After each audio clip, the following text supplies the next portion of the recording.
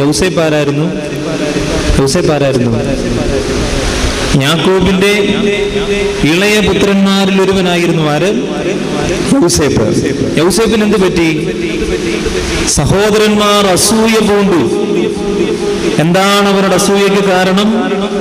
തങ്ങളെക്കാൾ അധികമായി വാർദ്ധക്യത്തിലുള്ള തങ്ങളുടെ പിതാവ് ഇളയ മകനിൽ ഒരുവനായ യൗസേപ്പിനെ അധികമായിട്ട് സ്നേഹിക്കുന്നു എന്ന് കണ്ട് സഹോദരന്മാർക്ക് അസൂയ പൂണ്ട് യൗസേപ്പിനെ 30 വെള്ളിക്കാശിന് അടിമയായിട്ട് വിറ്റു.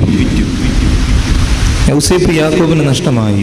അടുത്തതായിട്ട് യാക്കോബ് പാടുന്നു, ശീമോൻ മിസ്രയീം നാട്ടിൽ ബദ്ധൻ.